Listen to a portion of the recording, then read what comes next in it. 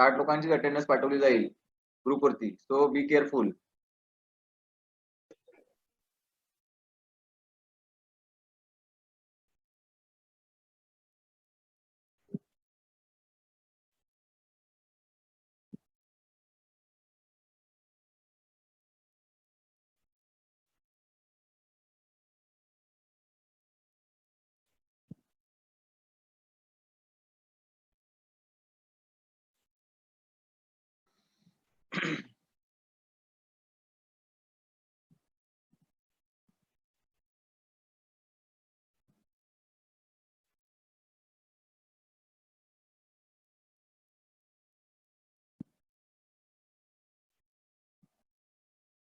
आता 2 ते 3 मिनिटं फक्त मी वेटिंग रूम ऑन ठेवणार आहे. नंतरला डिसेबल केल्याच्या नंतरला मग त्यांना थांबावं लागेल. त्यांना लेक्चर अटेंड करता येणार नाही मग, आणि त्यांची अटेंडन्स सुद्धा कन्सिडर केली जाणार नाहीये. सो कोण तुमचे फ्रेंड्स असतील त्यांना लवकर जॉईन व्हायला सांगा.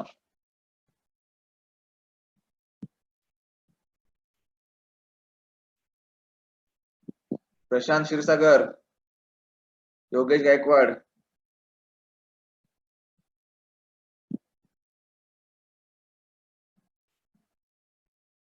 try to convey the message of joining.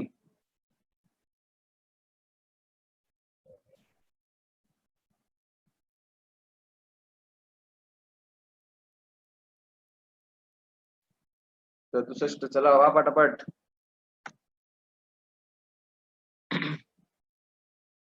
आज आपण एकच क्रॉप घेणार आहोत, papaya. High density orcharding in papaya. So लवकर जॉईन व्हा. तो एक अर्ध्या तासाचं लेक्चर आहे फक्त. काल आपण high density planting in mango आणि इन जनरल बघितलं आहे. सो आज आपण high density orcharding in papaya बघणार आहोत. पपयामध्ये हाय डेन्सिटी प्लांटिंग कसं केलं जातं किंवा का केलं जातं, कशासाठी केलं जातं, त्याचे हाय डेन्सिटी प्लांटिंगला सॉइल कशी असली पाहिजे, क्लायमॅटिक कंडिशन्स कशा असली पाहिजेत, नंतर कोणत्या व्हरायटी यूज केल्या जातात तिथे, तर ते आपण बघणार आहोत. So try to join fast as early as possible. 69 झाले. बाकीचे कुठे आहेत अजून?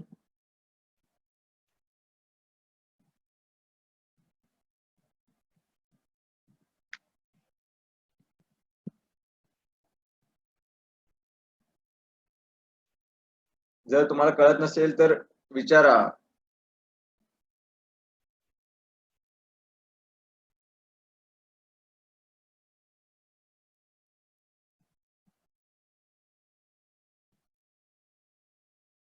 तुम्हाला जे नोट्स आहेत किंवा तुमचं स्टडी मटेरियल आहे ते तुमचं तुम्हाला एक्झामच्या आधी मिळेल. त्याबद्दल काही डाऊट्स ठेवू नका मनामध्ये. ओके. आणि क्वेश्चन कसा विचारला जाऊ शकतो तेही तुम्हाला मी सांगणार आहे. किंवा तुम्ही टॉपिक लेक्चर संपल्यानंतर विचारलं तरी काही प्रॉब्लेम नाहीये, पण काहीतरी बोला. Okay.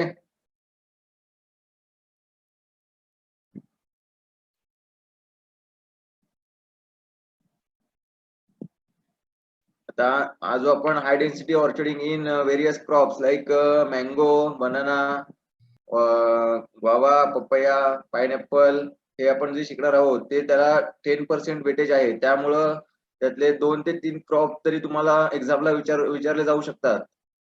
High density planting definition विचारली जाऊ शकते. त्यानंतरला एखादं 2 ते 3 क्रॉप विचारले जाऊ शकतात. त्यामध्ये हाय डेन्सिटी प्लांटिंग कसं केलं जातं आणि का केलं जातं. हा बोला बोला.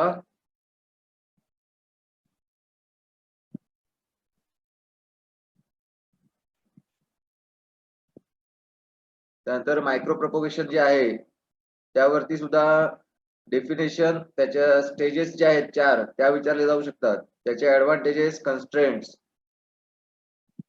त्यानंतर स्कोप अँड इम्पॉर्टन्स आहे, तो एक इम्पॉर्टंट क्वेश्चन आहे. स्कोप अँड इम्पॉर्टन्स आणि कन्स्ट्रेंट. त्यानंतर micro irrigation definitions and their types.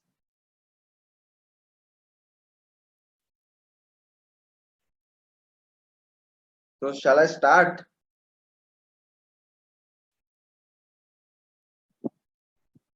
Start करायचं का?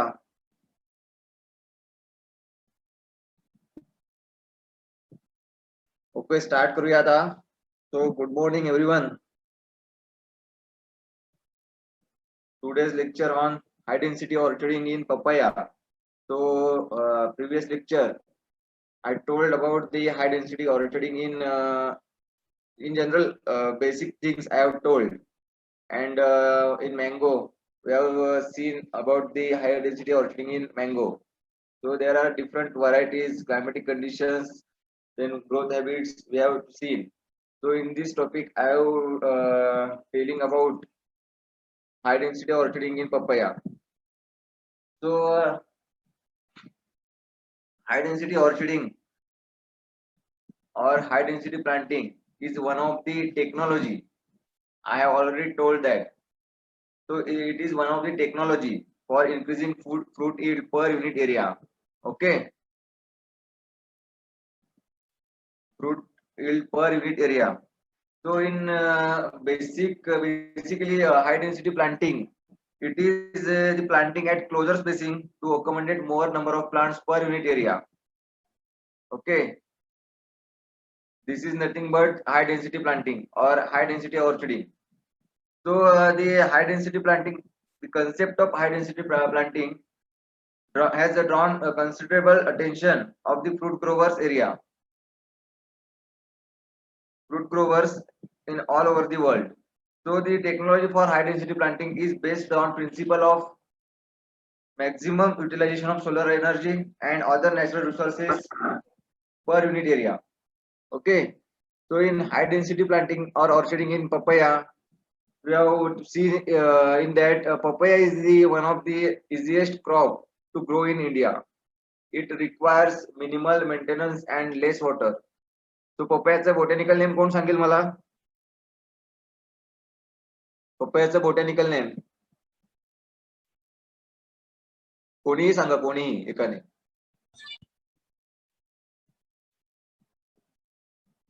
भोसले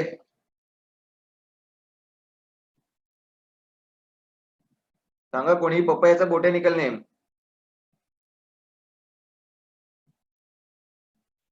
माझा आवाज येतो का तुम्हाला?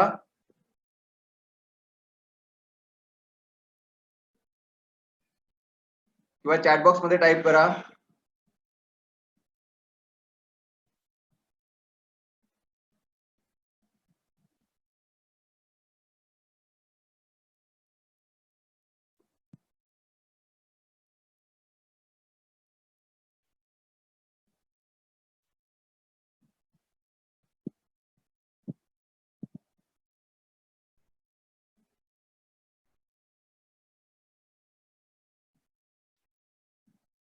Okay, carica papaya. सो आणि फॅमिली कोणती आहे? फॅमिली पपयाची फॅमिली कोणती आहे? काय आहे फॅमिली?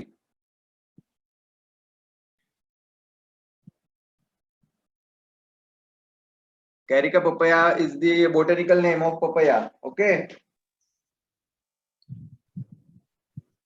Family caricaceae. कॅरिकसी ना. Okay okay, thank you. असं काहीतरी बोला म्हणजे मला सुद्धा कळेल की तुम्हाला आवाज येतोय माझा किंवा कळतंय मी शिकवलेलं.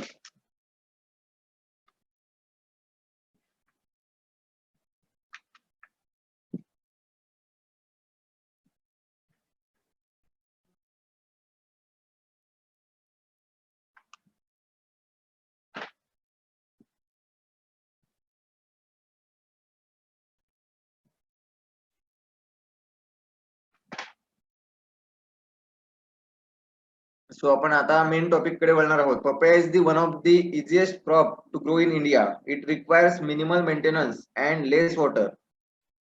It is very easy to grow and with the right nutrients the profits are high. Papaya is also called as papaw or papita.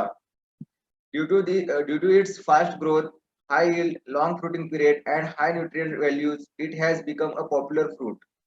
Okay. पपयामध्ये विटॅमिन ए कंटेंट जास्त असतं. It is having high nutritive value.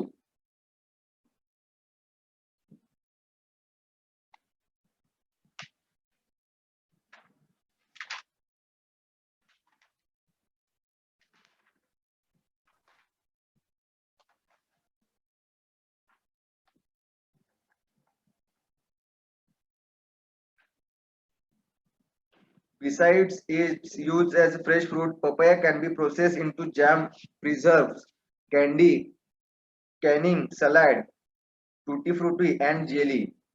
ती पपयाचा use कशामध्ये केला जातो तर jam, पपयापासून jam बनवला गेला जातो. त्यानंतर प्रिझर्व्ह, कॅन्डी, कॅनिंग, सलाड मध्ये उपयोग केला जातो पपयाचा. त्यानंतर टुटी फ्रुटी आहे, जेली आहे. Papaya is also a commercial source of protease enzyme, that is papain. Papain सुद्धा त्यातून प्रोड्यूस केला जातो, papain extraction. Then papaya fruit is highly nutritive and it is very rich in vitamin A. Okay, 4700 international unit एवढं vitamin A पपयामध्ये असतं. It improve digestion and said to cure chronic constipation, piles and enlarge liver and spleen. Okay, then the papaya trees is one of the commercially important crops that are cultivated in India. Okay, तुमच्या इथे सुद्धा पपयाचं planting केलं जात असेल commercially किंवा backyard म्हणून सुद्धा पपयाचं planting केलं जातं घराच्या परसामध्ये, घराच्या मागच्या साईडला. Okay, so it holds importance due to its high medicinal properties and nutritional values. India is the largest papaya producing country and it accounts for 46% of the total papaya production in the world. पपयाचं production किती आहे इंडियाचं तर 46% आहे आणि India is the largest producer of papaya in the world. So the states of Karnataka, Andhra Pradesh, Maharashtra, Gujarat, Madhya Pradesh and West Bengal, these are the major producing papaya in India. Okay, these are the major producing states. Why papaya is most popular? Because it's having short duration, then it gives high yield, ultimately it converted into the more income, then it's having high palatability. So what are the principle, which is the principle of high density planting in papaya? काय principles आहेत तर higher yield, higher early yield, higher yield आहे त्याबरोबर early yield सुद्धा मिळते पपयाचं with best quality fruits through the planting of more number of nursery beds, nursery trees per unit area. Okay, then high density planting makes the best use of vertical and horizontal space per unit type. कालच आपण बघितलं आहोत high density प्लांटिंगचा उपयोग कसा केला जातो तर horizontal space आणि व्हर्टिकल स्पेस यूज केला जाऊन तिथे नंबर ऑफ प्लांट्स आपण ग्रो केले जाऊ शकतात तिथे. Then increase capture sunlight per unit area. High density planting मुळे तिथे प्लांटची जी हाईट आहे ती आपण मेंटेन केल्यामुळे तिथे प्रॉपर सनलाइट झाडाला मिळू शकते. देन लँड यूज एफिशियन्सी आहे. After that appropriate vegetative reproductive balance of the plants. Vegetative आणि रिप्रोडक्टिव्ह बॅलन्स जो आहे झाडामधला तो मेंटेन केला जाऊ शकतो किंवा अप्रोप्रिएट आपण ठेवू शकतो. Then the balance between vegetative growth and fruiting. Okay, high density planting जिथे आपण करतो जिथे प्रॉपर कंडिशन्स अवेलेबल आहेत, water quality, water amount, water जे आहे ते प्रॉपर अमाऊंट मध्ये मिळतंय, फर्टिलायझर आहे ते प्रॉपर अमाऊंट मध्ये मिळतंय, अशा ठिकाणी आपण हाय डेन्सिटी प्लांटिंग करतो आणि जिथे आपण व्हेजिटेटिव्ह ग्रोथ आणि फ्रुटिंग स्टेज जे आहे ते आपण प्रॉपर त्याचा बॅलन्स ठेवू शकतो. Then it has the maximum number of fruiting branches and the minimum number of structural branches. आपण जेव्हा हाय डेन्सिटी प्लांटिंग करतो तेव्हा आपण त्याच्यामध्ये झाडामध्ये स्ट्रक्चरल ब्रांचेस वेगळे असतात आणि फ्रुटिंग ब्रांचेस वेगवेगळे असतात. फ्रुटिंग ब्रांचेसचा फ्रुट्स फॉर्म होतात आणि ज्या स्ट्रक्चरल ब्रांचेस असतात त्या तिथे शेड, झाडासाठी शेड डेव्हलप करत असतात, शेड प्रोव्हाइड करत असतात. ओके, ते training and pruning in such way that each branch has minimum shade to others. Okay, training and pruning आपण रेग्युलरली करत असतो. Regularly means after 3 to 4 years after planting. Then high density planting is one of the recent novel ways of increasing productivity of both short duration and perennial fruit crops. Perennial आणि most सर्रास short duration जे crops आहेत त्यामध्ये हाय density planting ही आता common झालेली आहे. Then planting density is the most important factor which determines the yield of an orchard. Okay. High density planting मध्ये number of plants हे जास्त असतात आणि नंबर ऑफ प्लांट्स जास्त असल्यामुळे अल्टिमेटली ती यील्ड जे आहे ते त्यातून जास्तच मिळत असतं आणि फार्मर्सला तो प्रॉफिट आहे. Then important components of high density papaya plantation. The basic components of high density plantings are the use of dwarf sign varieties, planting systems, canopy management आहे, dwarfing rootstocks and interstocks, efficient draining and pruning, use of plant growth regulators and suitable crop management practices. HDP comprises the planting of small tree densely, restricting their vegetative growth by using dwarfing rootstocks or other horticulture methods like pruning. तो आपण जेव्हा हाय density planting करत असतो तेव्हा तिथे planting system कशी असली पाहिजे ते बघत असतो. Planting system in the sense ती कोणती प्लांटिंग सिस्टम यूज केली जाते तर मँगो, गुआवा, पपयामध्ये स्क्वेअर सिस्टम आहे. त्यानंतर पाइनएपल मध्ये हेज रो सिस्टम आहे ती यूज केली जाते. त्यानंतर कॅनोपी मॅनेजमेंट आहे, ट्रेनिंग प्रुनिंग आहे. त्यानंतर यूज ऑफ ड्वार्फिंग स्टॉक, विलाई कोलंबन आणि ऑलर जे आहे ते याच्यामध्ये मँगो मध्ये आहे. तो ड्वार्फिंग इफेक्ट शो करतो. त्यानंतर इंटरस्टॉक्स आहेत वेगवेगळे. Efficient training and pruning operations, त्यामध्ये ट्रेनिंग मध्ये इस्पेलियर सिस्टम आहे, बॉवर सिस्टम आहे, ती ग्रेप मध्ये फॉलो करू शकतो. Then use of plant growth regulators आहेत, ग्रोथ रिटार्डंट्स आहेत, सायकोसिल आहे, पॅक्लोब्युट्राझोल्स, दिस आर दी ग्रोथ रिटार्डंट आहेत. त्यानंतर जिब्रेलिक ऍसिड्स आहे, NA आहेत, this are the growth regulators आहेत. त्यानंतर suitable crop management practices like irrigation management आहे, वॉटर वीड कंट्रोल आहे, मॅन्युरिंग आहे. या मॅनेजमेंट प्रॅक्टिसेस वेगवेगळे आहेत. त्यानंतर high density planting are planting of small tree densely. त्याच्यामध्ये आपण झाडाची हाईट ही कमीच ठेवत असतो आणि तिथे डेन्स प्लांटिंग असतं. ओके. त्यामुळे तिथे व्हेजिटेटिव्ह ग्रोथ आपण रेस्ट्रिक्ट करून ड्वार्फिंग स्टॉक यूज करून आपण ती व्हेजिटेटिव्ह ग्रोथ आहे ती आपण रेस्ट्रिक्ट करत असतो आणि यील्ड आहे ते वाढवू शकतो. Then the major components of high density planting systems are first planting density. Planting density in that even though a small canopy with a high number of well illuminated leaves is sufficient in photosynthesis, but it is poor in light interception, which leads to low potential yield per hectare. Okay. Small canopy with high number of well illuminated leaves is efficient in photosynthesis.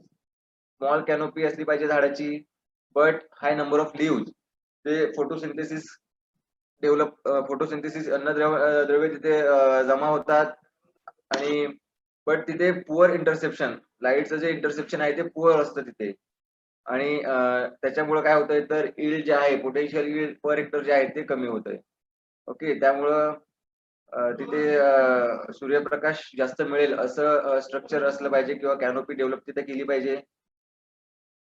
Then light interception can be improved by increasing tree density. त्यामुळे light interception जर आपल्याला improve करायचं असेल, light आतमध्ये जास्त provide करायचं, झाडांना provide करायची असेल तर तिथे काय केलं पाहिजे तर ट्री डेन्सिटी, प्लांट पॉप्युलेशन आहे ते तिथे आपण वाढवलं पाहिजे. Then though optimum tree density is the level of density and which is required to facilitate optimum light distribution and interception leading to high photosynthesis. Okay. मी आधीच म्हटलं की जर आपल्याला लाईटचं इंटरसेप्शन जर इम्प्रूव्ह करायचं असेल तर ते ट्री डेन्सिटी जास्त असली पाहिजे. सेम आहे. त्यानंतर as a result crop yield per hectare is maximize. त्याचा रिझल्ट क्रॉपच्या यील्ड वरतीच होणार आहे पर हेक्टरच्या. Then an optimum light interception is a factor of plant form, planting density, tree arrangement and leaf response to light for the photosynthesis process. Okay. जर पुरेशी light interception जर झाडाला मिळालं तर प्लांट फॉर्म चांगलं होतंय, प्लांटचं फॉर्मिंग जे आहे, प्लांट चांगलं रीतीने उभं राहते, ते हेल्दी राहते. Planting density, tree arrangement and leaf response हे डिपेंड आहे इंटरसेप्शन ऑफ लाईट वरती. ओके. आणि ओव्हरऑल फोटोसिंथेसिस प्रोसेस पण डिपेंड आहे लाईटचं फॉर्मेशन किंवा लाईट इंटरसेप्शन वरती डिपेंड आहे photosynthesis प्लांटचं. Then optimum light interception can be defined as optimum light interception means what? The level of light intercepted by an orchard system above or below which the economic crop yield will be reduced. Okay. Then planting geometry.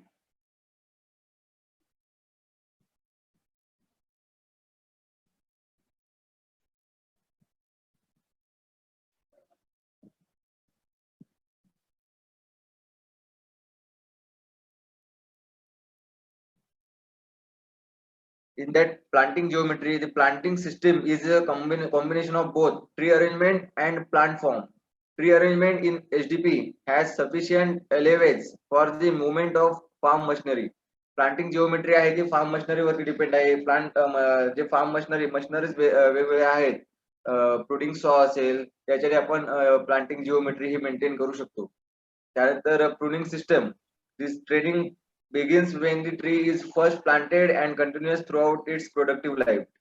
Okay. सुरुवातीला आपण जेव्हा planting करत असतो त्याच्यानंतर एक 3 ते 4 वर्षाने आपण ट्रेनिंग किंवा प्रुनिंग झाडाला करत असतो. त्याच्यामुळं जी झाडाची लाईफ जी आहे ती सुद्धा इन्क्रीज होते आणि त्यातून झाडाची हाईट सुद्धा मेंटेन करू शकतो आपण त्यातून आणि त्यातून आपण जास्तीत जास्त उत्पन्न मिळवू शकतो. देन त्यासाठी आपण ट्रेनिंग आणि प्रुनिंग करत असतो. त्याचबरोबर proper tree forms, branch angles and leave spacing in its aids in growth control. Okay. प्रुनिंग करताना आपण ट्रीचं फॉर्म आहे कशा रीतीने ठेवलं पाहिजे त्याचा सुद्धा विचार केला पाहिजे. ब्रांच अँगल कसा असला पाहिजे ते सुद्धा विचारात घेतलं पाहिजे आणि लिव्ह मध्ये स्पेसिंग किती असली पाहिजे ते सुद्धा विचारात घेतलं पाहिजे.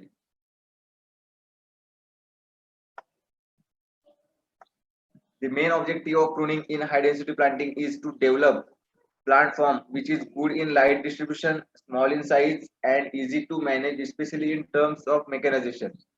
आपण प्रुनिंगचं मेन ऑब्जेक्टिव्ह काय आहे तर लाईट इंटरसेप्शन किंवा लाईट डिस्ट्रीब्युशन आहे ते सगळ्या झाडांना पूर्ण झाडाला ते मिळालं पाहिजे लाईट. ओके. त्यानंतर झाडाची जी साईज आहे ती स्मॉल असली पाहिजे. भरगच्च वाढून देऊन फायदा नाही. त्याला सूर्यप्रकाश कमी मिळतो त्याच्यामुळे फोटोसिंथेसिस कमी होणार आणि डिसीज अँड पेस्टचा अटॅक जास्त होणार तिथे. Improper availability of the sunlight आणि मेकॅनायझेशन साठी सुद्धा ते इझी पडतं. Then fourth one is irrigation. Irrigation and fertigation have been identified as a factor for the success of high density planting. Irrigation आणि fertigation सुद्धा वेळेत दिलं पाहिजे झाडाच्या ग्रोथ अँड डेव्हलपमेंट साठी. So now we see the different varieties used for high density planting in papaya. Varieties of papaya like Pusa Dwarf, Pusa Nana, Red Lady 786 and Ranchi make it possible to grow papaya under HDP plantation. So ह्या variety ज्या आहेत वरती mention केलेल्या आहेत Pusa dwarf, Pusa नन्ना, red lady 786 आणि रांची ह्या HDP साठी मोस्टली यूज केल्या जातात. त्यानंतर पुसा नन्ना आणि पुसा ड्वार्फ आहे ती कमर्शियली यूज केली जाते. पुसा नन्ना का तर it is an extremely dwarf variety of papaya. Extremely dwarf variety आहे. Okay. Pusa Nanha papaya is suitable for kitchen gardens, pot and rooftop cultivation. Pusa Nanha ही आपण रूफटॉप कल्टिवेशन मध्ये सुद्धा यूज केली जाऊ शकते किंवा पॉट मध्ये सुद्धा ती लावू शकतो. देन किचन गार्डन मध्ये सुद्धा ती आपण ग्रो करू शकतो. This is ideal for high density plantation and this is for ideal for high density plantation. Then Pusa dwarf, it is dwarf stature dioecious variety with good crop yield. Dioecious म्हणजे काय कोणाला माहित आहे का? डायोशियस, मोनोशियस, डायोशियस कोणाला माहित असेल तर त्याने चॅट बॉक्स मध्ये किंवा मला सांगितलं तरी चालेल. डायोशियसचा अर्थ काय आहे?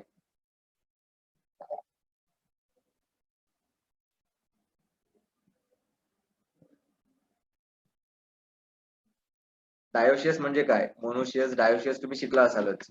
Papaya is a dioecious crop. So what do mean by dioecious?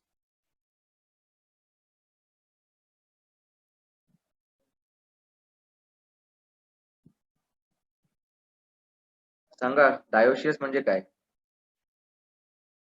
चुकलं तरी चालेल, येत नसेल तर तसं सांगा. चॅटबॉक्स मध्ये तसं सांगितलं तरी चालेल की माहित नाही, आय डोंट नो.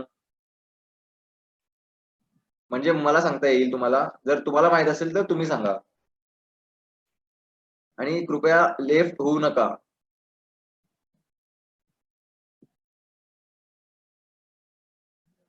डायोशियस म्हणजे काय? Dioecious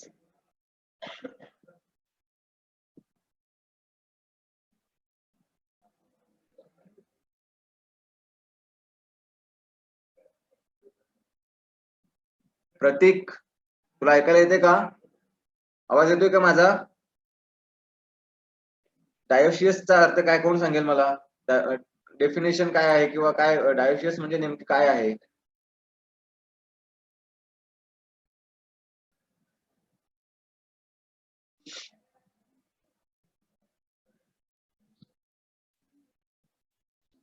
Plants have the male and female reproductive organ in separate individuals. अजून कोणी, अजून कोणाला माहित आहे का डायोशियस म्हणजे काय? रजिस्ट्रेशन नंबर 030/2018 यांनी सांगितले की plants have the male and female reproductive organs in separate individuals. आता इथे 095 रजिस्ट्रेशन नंबर त्यांनी सांगितले की male and female reproductive system occur on separate plants. अजून कोणाला काही सांगायचं आहे का? डायोशियस म्हणजे काय?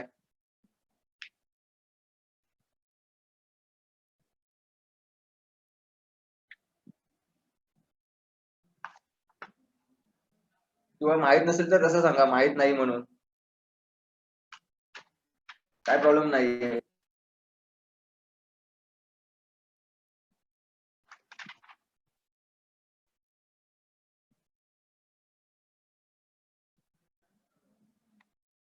दोघांनाच माहित आहे का, की अजून कोणाला काही सांगायचं आहे का या व्यतिरिक्त? ह्या दोघांनी सांगितलेलं बरोबर आहे का?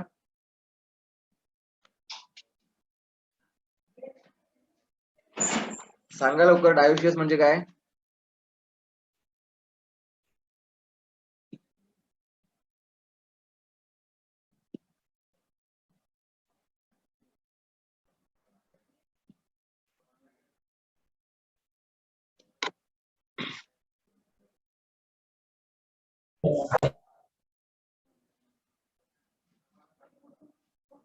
डायोशियस म्हणजे मेल आणि female flowers present different place at different plant.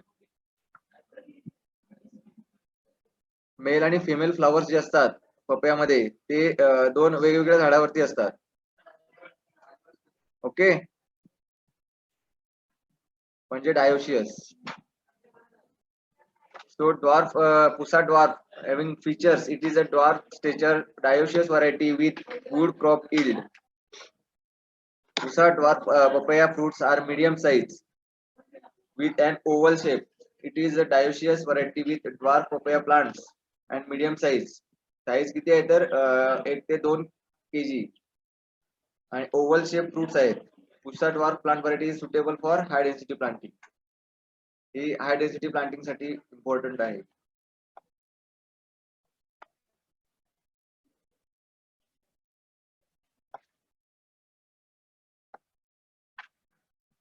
Then papaya varieties are planted at a distance of about 2.5 meter into 3 meter or 2.5 meter into 2.5 meter.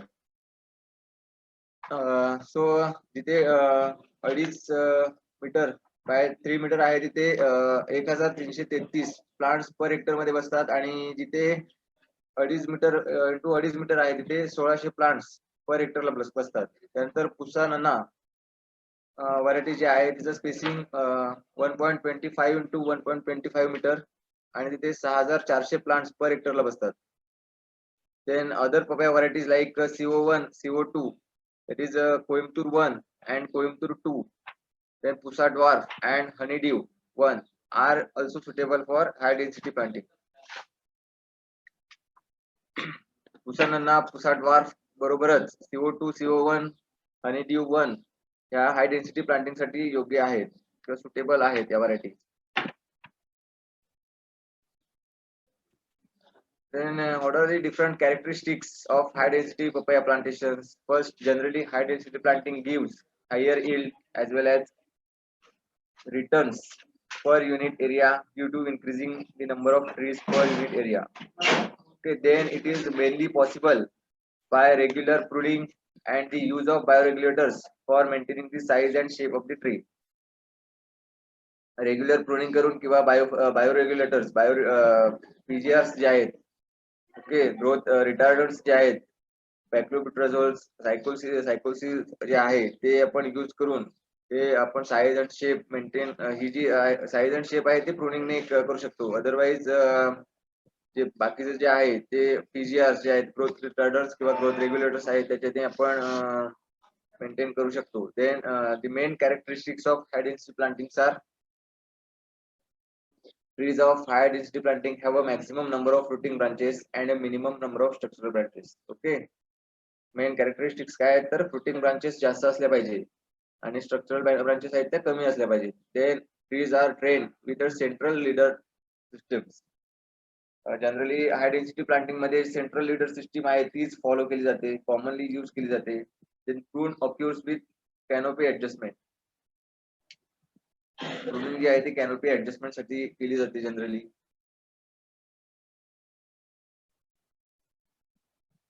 Vinaya Vinaya दार पुढे करणार. Then the height must be according to the harvesting efficiency.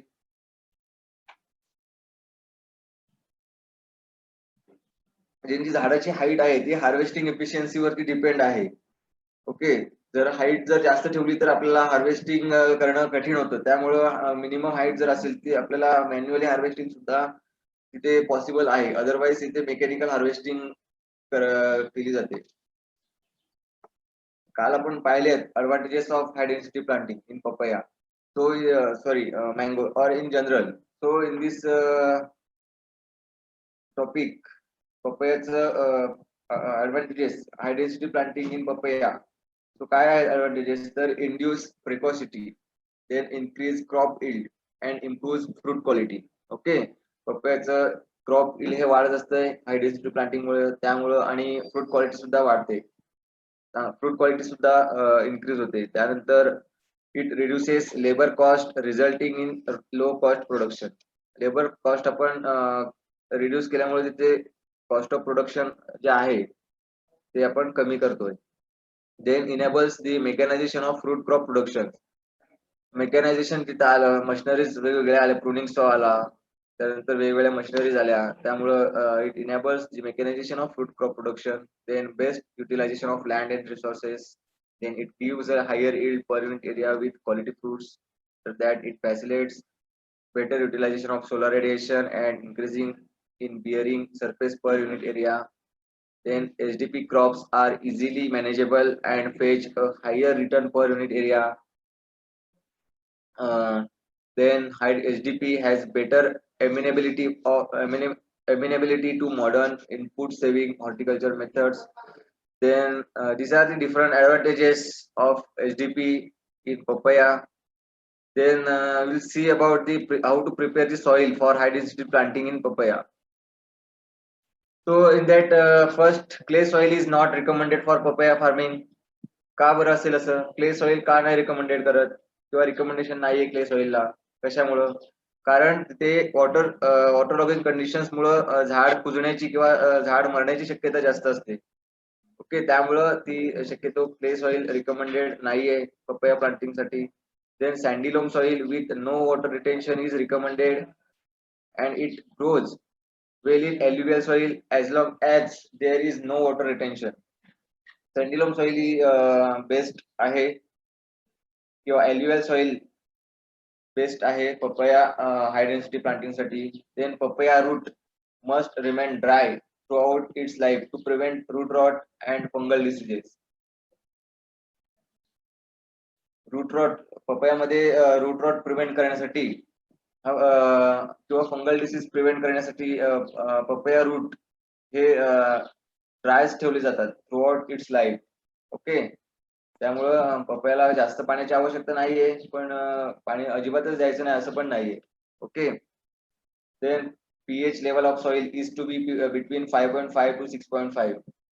So this is a acidic acidic soil is the best suited for its cultivation, and it should be free from lime. Okay. Then light soil with proper manuring is found to be beneficial too. Light soil is best with manuring is found to be best.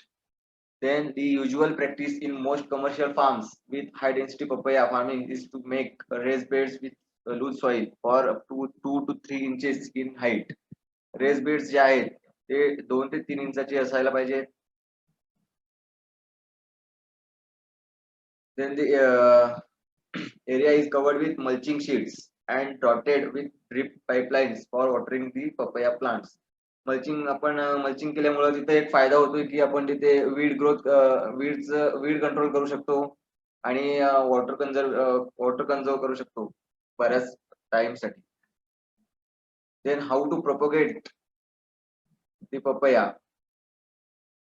Propagation कसं आहे, this is done majorly through two ways, by seeds or vegetative means. Vegetative means tissue culture. Papaya planting from seeds is the easiest, cheap and successful method. Okay, generally papaya आहे ते सीडने propagate केलं जातं. Tissue कल्चरने केलं जात नाही, commercially नाही करत. कारण काय असू शकतं, ते एक्सपेन्सिव्ह आहे, लेबरियस आहे ते.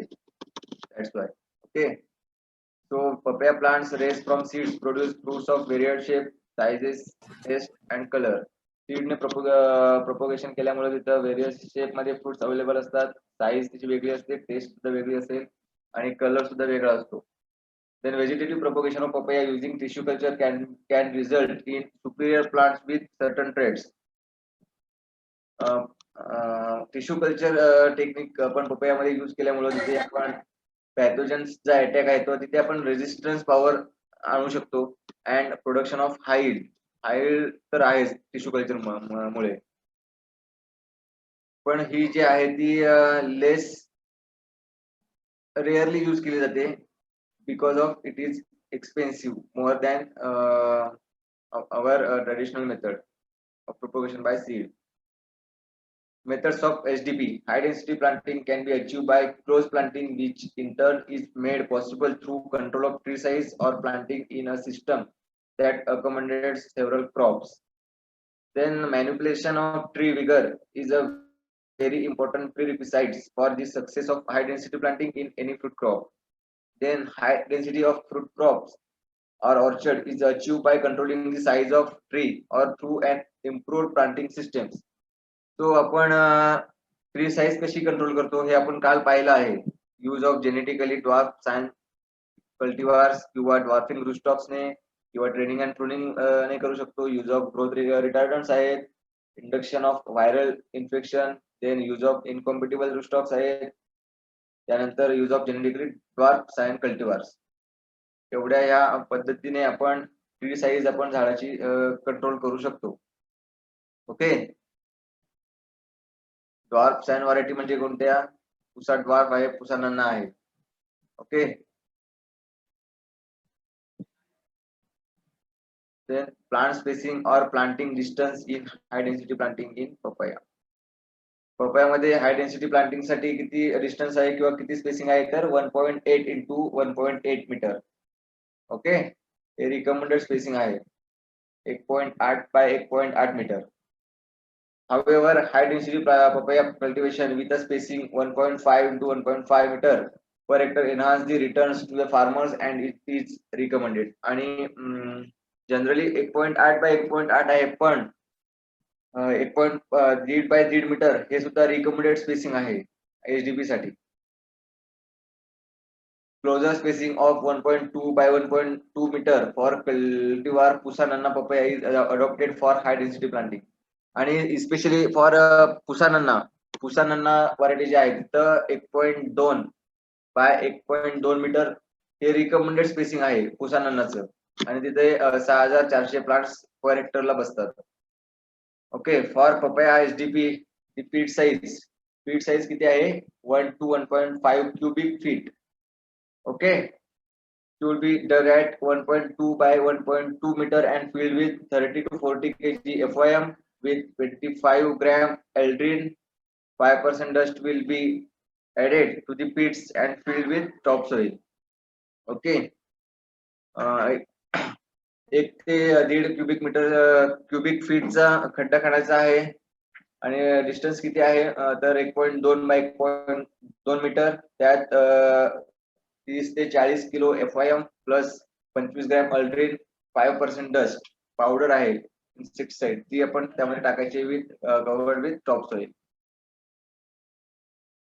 Then planting season and planting material in high density planting papaya plantation. So planting season कोणता बेस्ट आहे तर spring season that is February to March. Spring मध्ये फेब्रुवारी आणि मार्च हा सीझन बेस्ट आहे. मान्सून साठी जून टू जुलै आणि ऑटम साठी ऑक्टोबर टू नोव्हेंबर हा सीझन बेस्ट आहे. Generally papaya is commercially propagated by seed and tissue culture plants. Okay. Then the seedlings can be raised in nursery beds 3 meters long, 1 meter wide and 10 centimeter high. बेडची जी लांबी आहे ती 3 metre असायला पाहिजे. रुंदी आहे ती 1 मीटर आणि त्याची हाईट बेडची हाईट आहे ती 10 सेंटीमीटर हाईट असली पाहिजे. The seeds after being treated with 0.1% monosand. Seeds आहेत ते मोनोसॅन ट्रीट करायचे आहेत.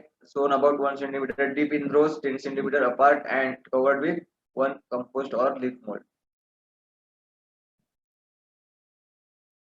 After that, the light irrigation is provided during the morning hours. Then the nursery beds are covered with polythene sheets or dry paddy straw to protect the seedlings. About 15 to 20 centimeter tall seedlings are chosen for planting.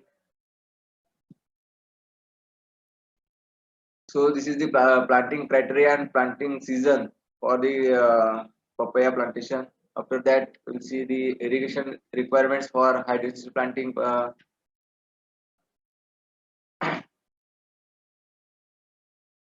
So in this irrigation requirements, the irrigation schedule is fixed based on the soil type and weather conditions.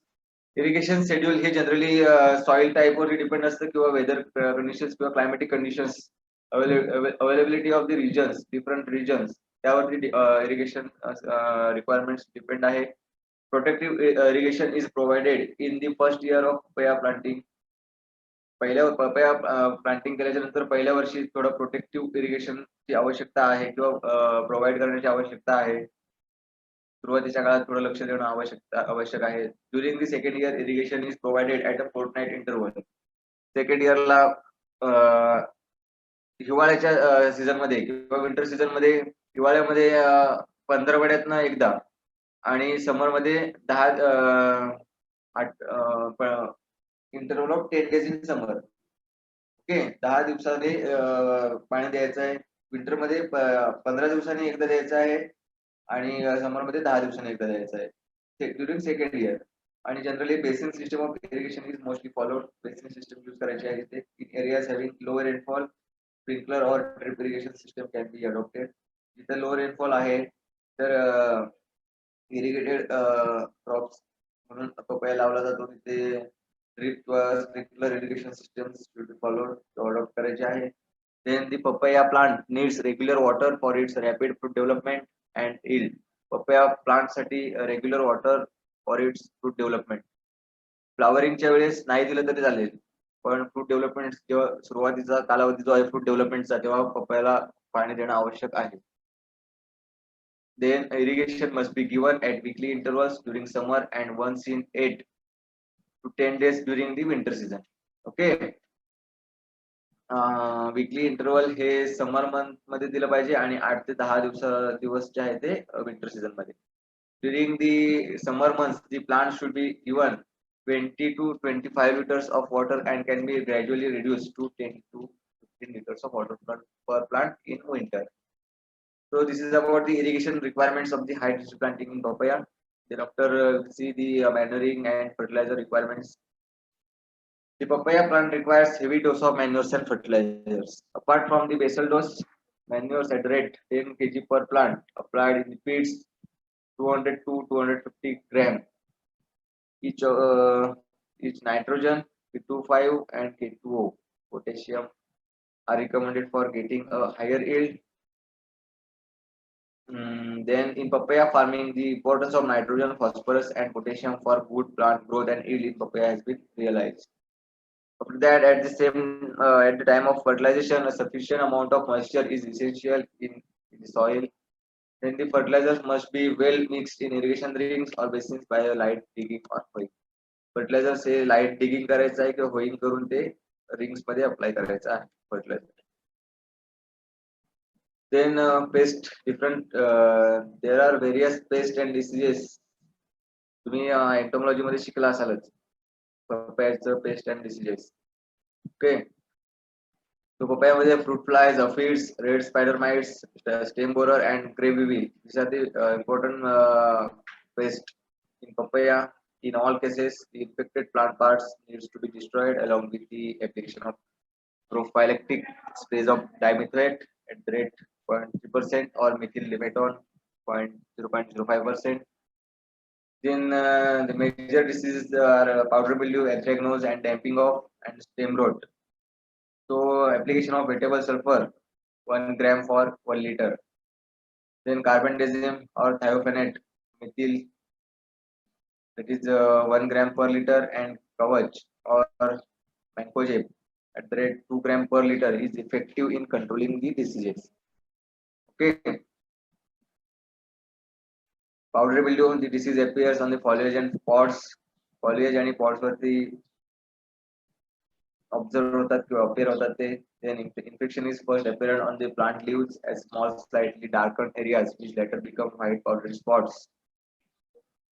So these are the symptoms observed in powdery mildew.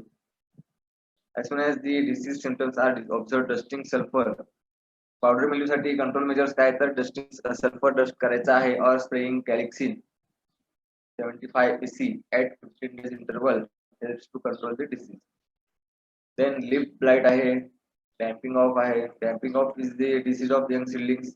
Young seedlings वरती damping off येतो. आपण जेव्हा seeds germinate झाल्यानंतर आपण transfer करतो seedlings main field वरती, तेव्हा शक्यतो हा डॅम्पिंग ऑफ होण्याची शक्यता आहे.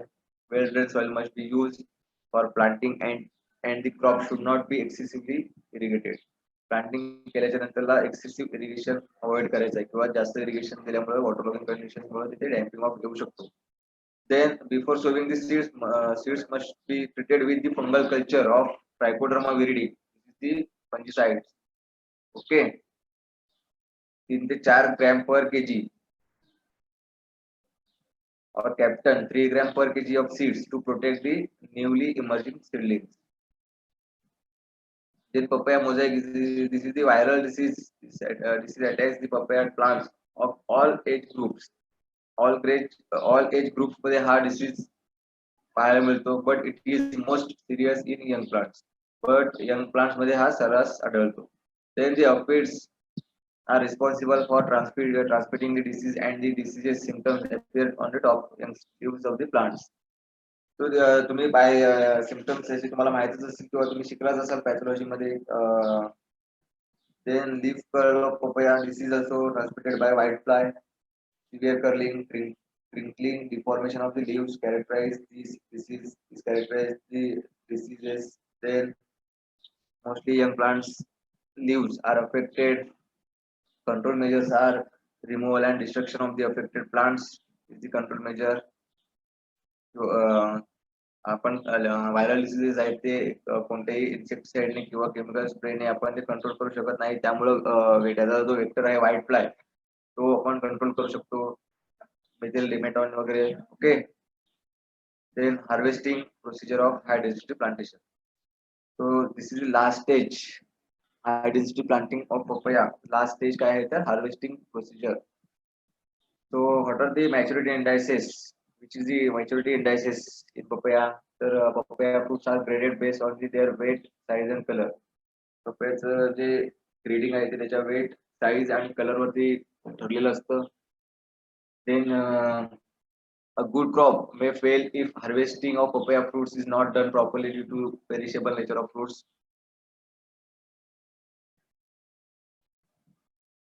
then the fruits must be left on the tree until they mature fully mature होईपर्यंत ते झाडावरती तसंच ठेवायचं आहे. मॅच्युरिटी डायसिस मॅच्युअर दिसल्यानंतर ते हार्वेस्ट करायचं आहे. Usually the fruits are harvested when they are full size light green with a tinge of yellow at the apical end. ते भांडवलाला इंग्रजी वर्ड काय कशाला ते भांडवल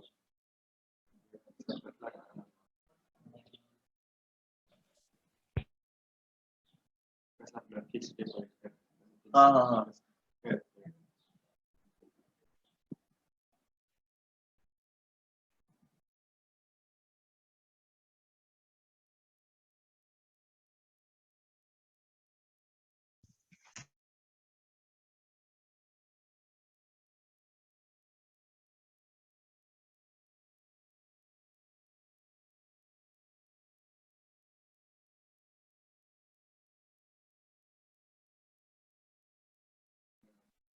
जस्ट मिनिट हा.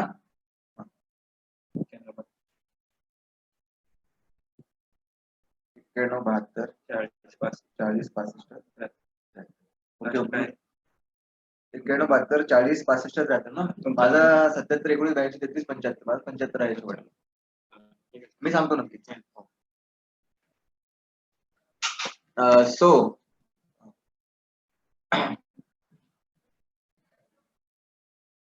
ऑन द रायपनिंगच्या वेळेस काही फ्रुट्स मध्ये काही फ्रुट्स आहेत ते येलो होतात किंवा काही फ्रुट्स आहेत ते ग्रीनचे ग्रीनच राहतात.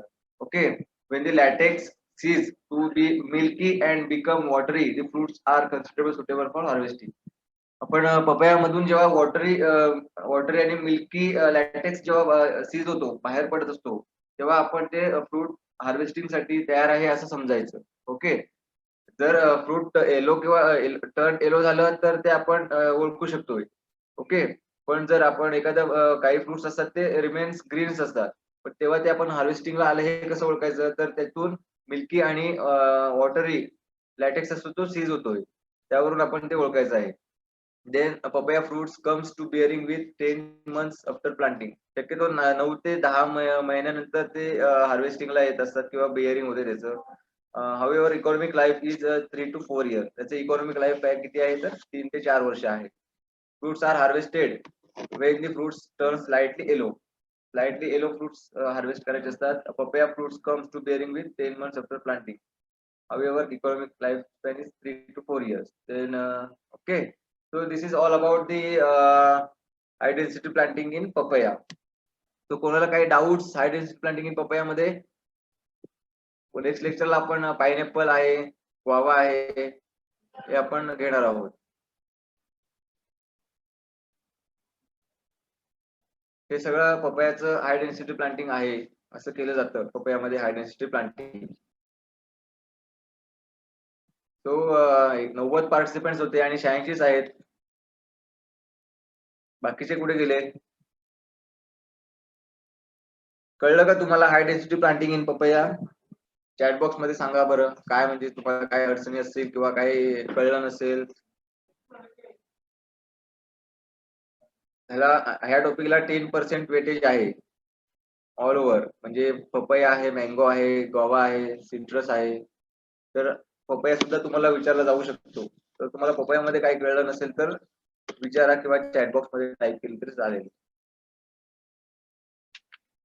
आपल्याकडे बराच वेळ आहे म्हणजे जवळपास आपलं सिलेबस जो आहे तो कव्हर झालेला आहे आणि बाकीचे जे रिमोट सेन्सिंग असेल किंवा GIS असेल, जिओ पोझिशनल सिस्टम असेल, okay, Jio position information system असेल किंवा प्रिसिजन फार्मिंग असेल ते तुमचं बाबर सर घेणार आहे किंवा घेतलं असेल त्यामुळे ते कव्हर होणार नाही. त्यामुळे आपल्याला तुम्हाला जर मी शिकवल्याबद्दल जे काही डाऊट्स असतील किंवा विचारायचं असेल किंवा नवीन पुन्हा जर घ्यायचं असेल तर तसं सांगितलं तरी काही प्रॉब्लेम नाहीये. थोडं हा माझ्यासाठी नवीन आहे सगळं. इलेक्टिव्ह हॉट हा जो आहे तो आपल्या इथे नवीन सुरू केलेला आहे त्यामुळं याचं नोट्स सिलेबस हे माझ्याकडे इनफ नाहीये. तर तुम्हाला जर पुन्हा काही कळलं नसेल तर मला सांगा आपण ते पुन्हा घेऊ. ओके.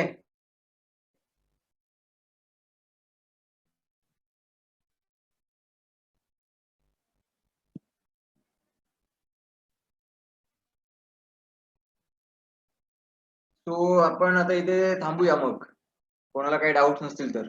ओके.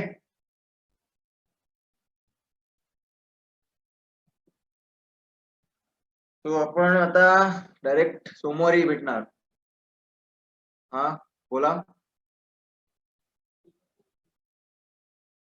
कोणी हात वर केलाय?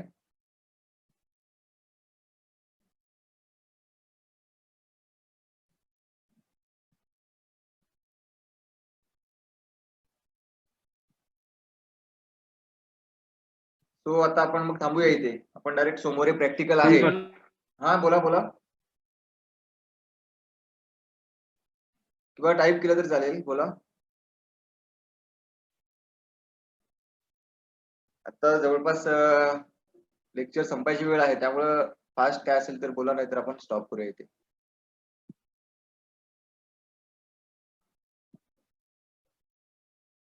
टाईप केलं तर चालेल.